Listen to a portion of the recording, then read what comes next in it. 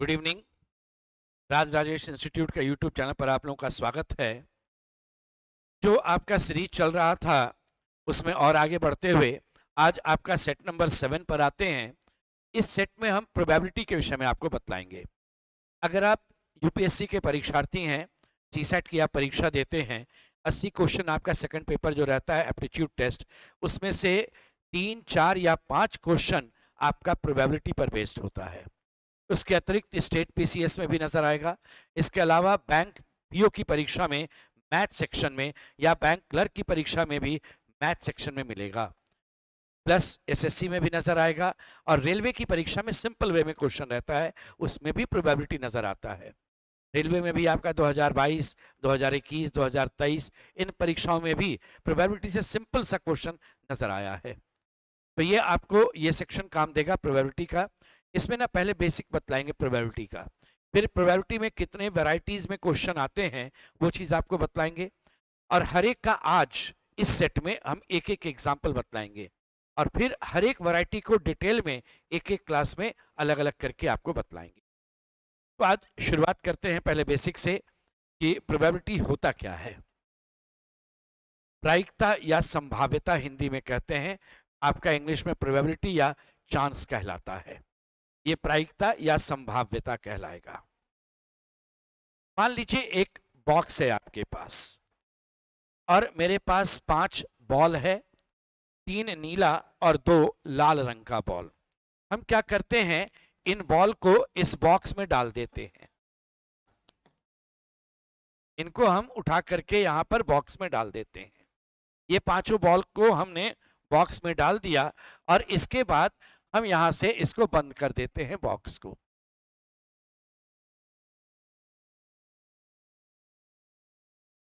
ये बंद कर दिया।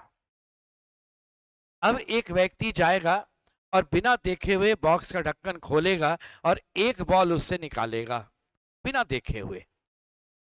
तो देखिए, एक बॉल निकालेगा तो वो नीला भी निकल सकता है, वो लाल भी निकल सकता है, कुछ भी हो सकता है।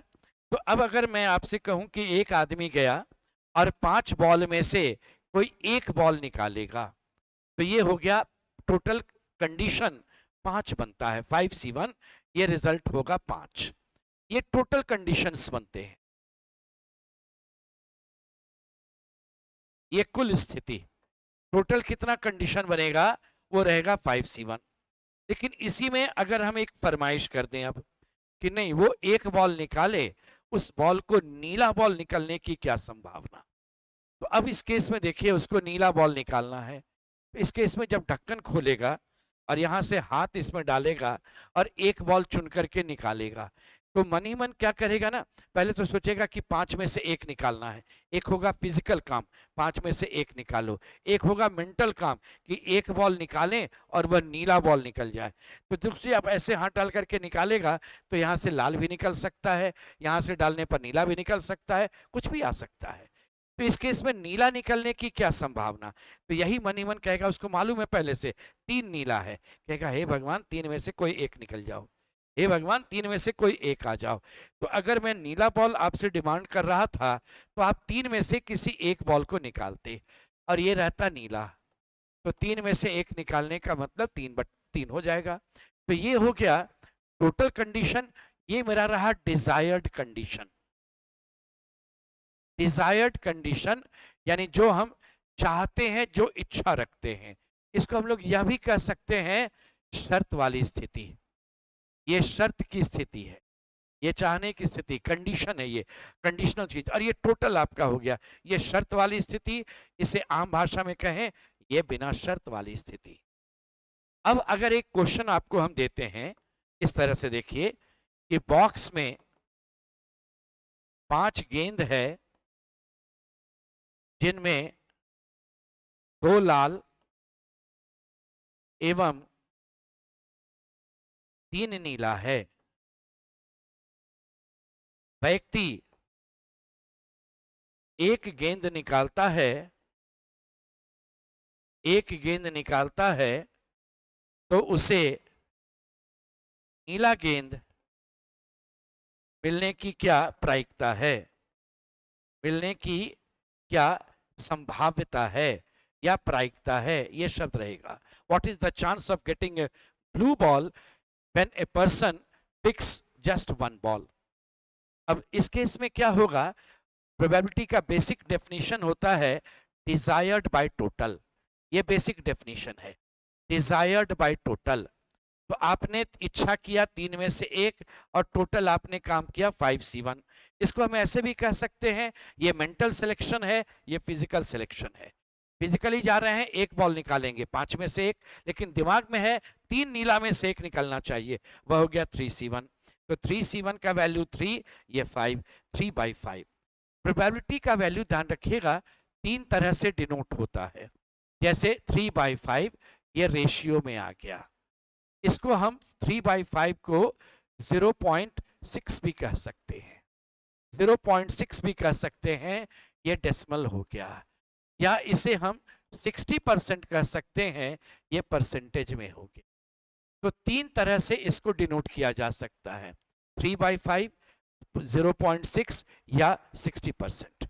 प्रोबेबिलिटी का रेंज हमेशा ध्यान दीजिएगा कि कभी भी ये वैल्यू 0 नहीं हो सकता है। अब जैसे 3 नीला और 2 लाल है, हम जाते हैं 1 बॉल निकालते हैं, हरा बॉल निकलने की क्या संभावना, कहेंगे हरा निकलेगा ही नहीं, आपके लिस्ट में तो है ही नहीं, इसलिए लिस्ट में रहना चाहिए। इसलिए प्रोबेबिलिटी का जो वैल्यू होता है वो आपका 0 से बड़ा होना चाहिए, वो 0 से बड़ा होगा। और अगर मान लीजिए बॉक्स में आपको हम ये दोनों करते क्या हैं, ये दोनों लाल वाला को निकाल लेते हैं बाहर, मात्र 3 बॉल रखते हैं और कहते हैं कि हम 1 बॉल निकालें, उसमें नीला होने की क्या संभावना, कहेंगे संभावना क्या, डेफिनिट है, 3 आपके पास है, तीनों नीला है, आप कोई भी निकालिए नीला ही निकलेगा। इस कारण से प्रोबेबिलिटी का वैल्यू जो होता है वह 1 भी नहीं होता है, 1 से कम होगा। 1 प्रोबेबिलिटी का मतलब होगा कि उस केस में आपका 100% आपका वही चीज है जो आप डिजायर कर रहे हैं। डिजायर्ड और टोटल दोनों सिमिलर है आपका इस केस में, इसलिए इसका वैल्यू 1 से कम होगा और 0 से अधिक होगा।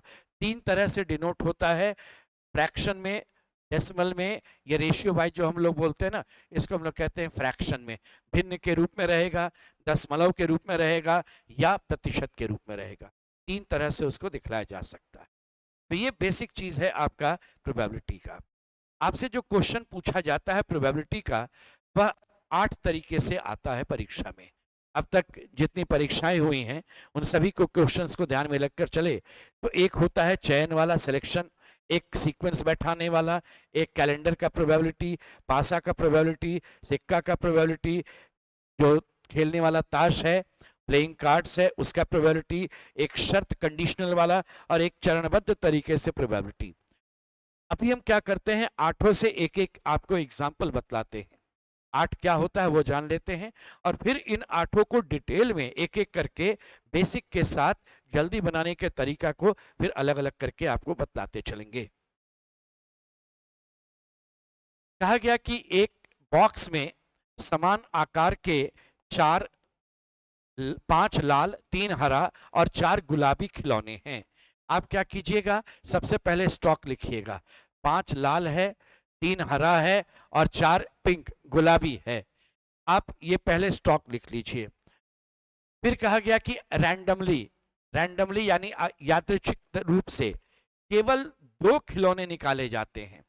तो बोले केवल 2 खिलौने निकाले जाते हैं, तो कितना खिलौना निकाला गया, ये 2। सबसे पहले क्या कीजिएगा, ऐसे क्वेश्चन में स्टॉक लिखना है। स्टॉक लिख लिया। अब आपको सेकंड पॉइंट में ये देना है कि आपको सेलेक्ट कितना है, 2 सेलेक्ट करना है। तो 5 3 8 4 12, 12 में से 2 चुनना है, ये होगा टोटल सिलेक्शन। ये 12 में से 2 चुनना है, ये टोटल सिलेक्शन। 12 गुना 11 बटा 2 गुना 1, ये आपका ऐसे चलेगा, तो ये 66। अब एक बात ध्यान दीजिएगा, यहां पर का जो नीचे का वैल्यू होगा वो 66 या 66 के फैक्टर्स होने चाहिए। अगर मान लीजिए किसी ऑप्शन में 2/5 होता तो ये ऑप्शन अभी हम गलत कर देते, कहते ये तो हो ही नहीं सकता है। कारण कि टोटल आपका कंडीशन जब 66 है तो यहाँ पर का जो भी वैल्यू होगा वो 66 होगा या 66 के फैक्टर्स होंगे। अब ये दूसरा काम तक हो गया, ये टोटल सिलेक्शन। अब आते हैं फरमाइश क्या है। तो यहां तक तो दो खिलौना मैंने निकाल लिया। फरमाइश है कि उन्हें भिन्न रंग के होने की क्या संभावना है। तो देखिए, भिन्न रंग का होने का मतलब एक लाल हो सकता है, एक हरा हो सकता है, एक लाल हो सकता है, एक गुलाबी हो सकता है, एक हरा हो सकता है, एक गुलाबी हो सकता है। तो तीसरा काम होता है कंडीशन निकालना। ये कंडीशन, ये शर्त, ये शर्त है कि आपको दोनों जो खिलौना निकलेगा वो अलग अलग रंग का होना चाहिए। तो बोले इस कंडीशन में 5 में से एक आएगा 5C1, 3 में से एक आएगा 3C1। ये फर्स्ट कंडीशन। सेकंड कंडीशन ये रहेगा 5 में से कोई एक आएगा और 4 में से कोई एक आएगा। ये सेकंड कंडीशन। अब थर्ड कंडीशन की बारी होगी, इसकी बारी। इस केस में आपका 3 में से कोई एक रहेगा, 4 में से कोई एक रहेगा। ये कंडीशंस इंडिपेंडेंट हैं, इनको जोड़ देंगे। 5 तिया 15, 5 चौके 20 और 4 तिया 12। तो 20, 15, 35 और 12 47। ये 47 आया जो मेरा डिजायर था। यानी कुल 66 कंडीशन बनता है। 66 में 47 ऐसा कंडीशन होता है जो आपका अलग अलग रंग का बन रहा है। तो इस केस में प्रोबेबिलिटी जो हुआ वो डिजायर्ड है बाय टोटल। डिजायर्ड है आपका 47, टोटल 66। ये आपका आंसर। इस क्वेश्चन को हम ऐसे भी बना सकते थे कि मान लो दोनों रंग का दो बॉल निकाले, दोनों समान रंग का हो जाए। तो दोनों अगर समान रंग का होगा 5C2, दोनों समान रंग का होगा 3C2, दोनों समान रंग का होगा 4C2। 5C2 का अर्थ होता है 5 गुना 4/2, 20/2 ये 10, 3 गुना 6/2 ये आपका रहेगा 3 गुना 2 6/2 ये 3 और 4 तिया 12/2 ये 6, 10 3 13 6 19। ये 19 कंडीशन होता जहां दोनों बॉल समान रंग का होता। टोटल 66 में अगर 19 घटाएंगे तब पर भी 47। हम वैसे भी सोचते तो हमारा आंसर वही आता। तो बॉल वाला जब क्वेश्चन होगा ना, ये सब बतला देंगे और बेसिक से डिटेल में और बतलाएंगे। अभी केवल एक एक एग्जाम्पल आपको बतला रहे हैं कि देखिए इस तरह के क्वेश्चन में कैसे होता है और सॉल्व कैसे करना है आपको। सेकंड क्वेश्चन आपका अरेंजमेंट का है। ए बी सी डी तथा ई एक पंक्ति में बैठे हैं। तो अगर 5 मित्र है ए बी सी डी और ई, इनको एक पंक्ति में बैठाएंगे तो 5 आदमी का अरेंजमेंट फैक्टोरियल 5 होता है। 5 4 3 2 1, ये 120 तरीके से होगा। इन्हें आप 120 तरीके से बैठा सकते। तो जैसा आप जानते हैं probability is equal to desired by total. Total 120 निकल चुका है। अब शर्त क्या है वो देखिए। शर्त है ए और डी हमेशा साथ बैठेंगे। बोले ए और डी अगर साथ बैठेगा तो बी सी ई अलग बैठेगा, कहीं भी बैठ सकता है। तो टोटल आपके पास अब 4 आदमी हैं। इनको मैंने बांध दिया एक साथ, तुम दोनों हमेशा साथ रहोगे। 4 आदमी का अर्थ होता है फैक्टोरियल 4। और ये दोनों आदमी साथ साथ रहेगा तो ये बायां दायां कर सकता है। ये बायां तो ये डी, ए बायां तो डी दाहिना, डी बायां तो ए दाहिना।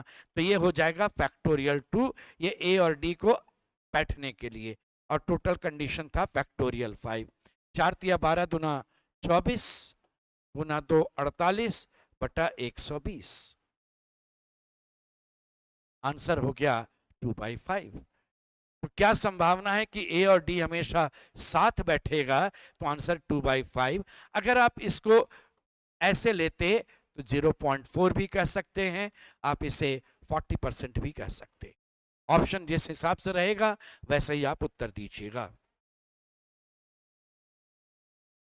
देखिए, कहा गया कि मार्च महीने में 5 रविवार की क्या प्रायिकता है।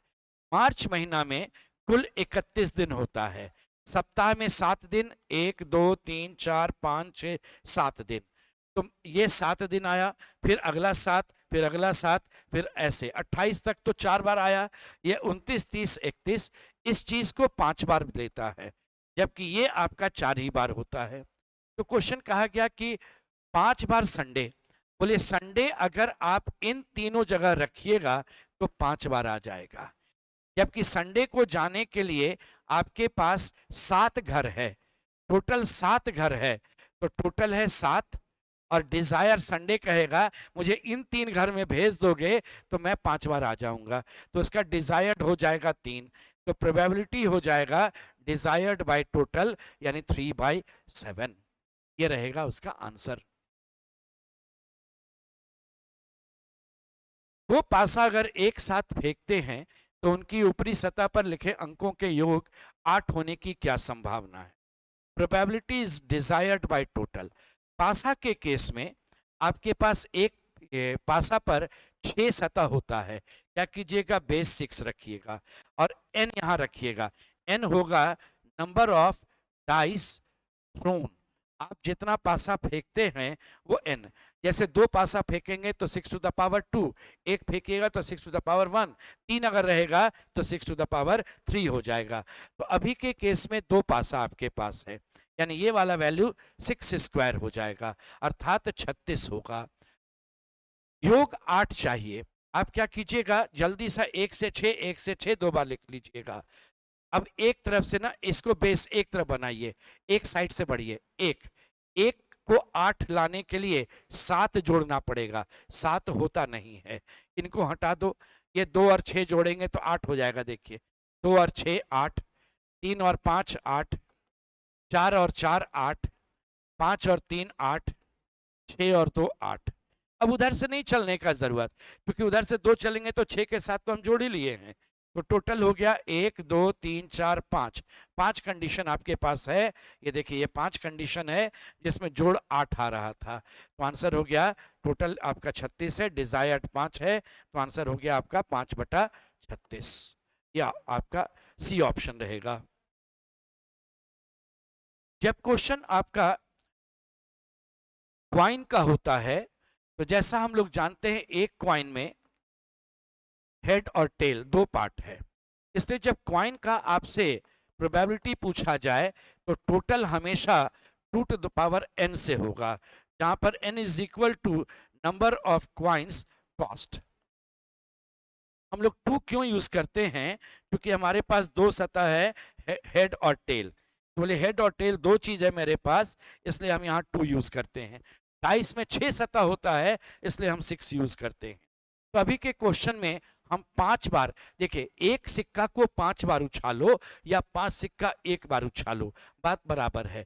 तो यहाँ पर हम 5 सिक्का की बात करते हैं तो ये 2 टू द पावर 5 होगा, यानी 32 होगा। तो नीचे का वैल्यू आपका 32 आना चाहिए। अब जरा डिजायर्ड देते हैं, 2 बार आपको चित्त मिलेगा, तो ये 5 है, 2 बार हेड मिलने की क्या प्रायिकता है? तो बोलिए आपके पास 5 घर है, 5 घर में आप किसी 2 घर में हेड चाहिए, टोटल 5 है, 5 में 2 हेड चाहिए, तो 5 गुना 4/2 गुना 1, ये 10 है। तो डिजायर्ड होगा 10 तरीका। बोलिए हेड यहाँ, हेड यहाँ, देखिए ना एक सिंपल हेड यहाँ 1 2 3 4, इसके लिए अगर हेड यहाँ रखेंगे तो इसके लिए फिर 3 घर होगा, 4 3 7। हेड यहाँ रखेंगे तो 2 बचेगा, और हेड यहाँ रखेंगे तो अगला हेड यहाँ रहेगा। तो इस केस में आपका इसके लिए 3 था, इसके लिए 2 था, इसके लिए 1 था।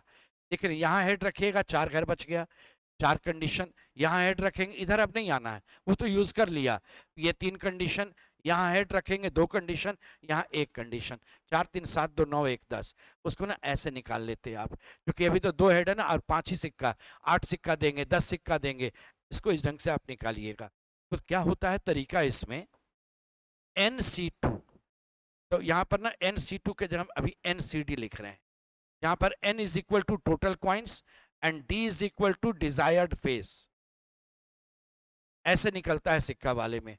तो यहाँ पर 5C2 हो जाएगा divided by 2 to the power 5, ये वैल्यू 10 हो गया, 10/32, 5 से 2 से कटेगा, ये 5 बार, 5/16, ये आपका ऑप्शन नंबर ए, ये रहेगा आंसर 5/16।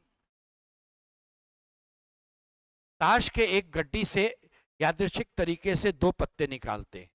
देखिए ताश के एक गड्डी में 52 पत्ता है, आपने 2 निकाला, ये टोटल हो गया आपका डिजायर्ड। अब हम निकाल लेंगे तो प्रोबेबिलिटी बन जाएगा। 52 में से 2 निकाल लिया हमने, क्या संभावना है कि एक पत्ता लाल रंग का, एक आपको लाल चाहिए। देखिए कुल 52 में से 26 लाल होता है, 26C1, 26 लाल होता है, और दूसरा पत्ता क्लब का बेस कार्ड होना चाहिए। बेस कार्ड क्या होता है वो देखें, जिस पर चित्र बना होता है, जैसे किंग, क्वीन और जैक, ये जो होता है ना, इस पर चित्र बना होता है, ये फेस कार्ड कहलाता है। ऑनर्स कार्ड होता है सम्मानित पत्ती, उसमें इक्का भी जुट जाता है, इक्का बादशाह बेगम गुलाम, ये ऑनर्स कार्ड कहलाता है। ये फेस कार्ड 3 है। तो किसमें? तो क्लब का फेस कार्ड। बोले क्लब का फेस कार्ड, क्लब मतलब चिड़ी जो आप बोलते हैं ना, ऐसे जो बना रहता है वो, उसका चाहिए आपको। तो ये आपका रहा।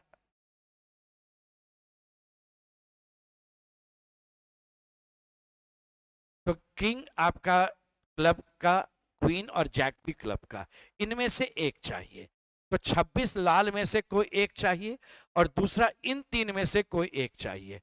तो ये हो जाएगा आपका फेस ऑफ क्लब, ये हो गया 3C1। तो ये आपका बनेगा 26C1 इंटू 3C1, 26 गुना 3, 52 गुना 51/2। ये 2 ऊपर चला जाएगा, तो जब 2 ऊपर चला जाएगा तो 2 और 26 कट जाएगा, ये 3 कटेगा, 1/17 आंसर। 3/51 यानी 1/17। 26C1 into 3C1 by 52C2, ये आंसर 1/17। कार्ड्स वाला जब बतलाएंगे पूरा डिटेल में आपको बतला देंगे, उसमें बहुत सारे एग्जांपल्स आपको वहां पर सॉल्व करवा देंगे। इस बार क्वेश्चन में है ए, बी तथा सी टीम सीएसके के 3 प्रमुख बल्लेबाज हैं। ए ने 8 मैचों में 3 शतक लगाए। देखिए, ए ने 8 मैचों में 3 शतक लगाए, यानी 3 बार वो शतक मारा और 5 बार शतक नहीं मार पाया। बी ने 5 मैचों में 2 शतक लगाए। बी ने 5 में 2 मारा, 3 में नहीं शतक लगा पाया। और सी ने 4 मैचों में एक ही शतक लगाया। तो ये रहा 1/4, ये 3/4। तो ये शतक लगाया नहीं लगाया, ये लगाया नहीं लगाया, ऐसे हो गया। अब है वर्तमान मैच में तीनों खेल रहा है, इनमें केवल एक बल्लेबाज द्वारा शतक लगाने की क्या प्रायिकता होगी, क्या संभावना। देखिए क्या क्या है, तीनों खेल रहा है, केवल एक आदमी शतक लगाएगा। ए शतक लगाया मान लो, तो बी और सी नहीं लगाएगा। ए शतक लगाने का चांस 3/8, ये रहा। बी के नहीं शतक लगाने का चांस 3/5 और सी के नहीं शतक लगाने का चांस 3/4। तो 3 तिया 9 तिया 27 और ये 8 गुना 5, 8 पचे 40 गुना 4 160। ये 27/160 होता जब केवल आपका ए शतक लगाएगा। एक कंडीशन ऐसा भी होता, बी शतक लगाता, ए और सी नहीं लगाता। तो ए और सी नहीं लगाएगा 5/8। देखिए, ए का नहीं लगाना, बी का शतक लगाना 2/5 और सी का नहीं लगाना ये 3/4। 5 दुना 10 गुना 3, ये 30/8 पचे 40 गुना 4 160। ये 30/160 हो जाएगा आपका। एक कंडीशन और बनेगा, इस बार सी शतक लगाएगा, ए और बी नहीं लगाएगा। ए का नहीं लगाना 5/8, बी का नहीं लगाना 3/5, ये 1/4।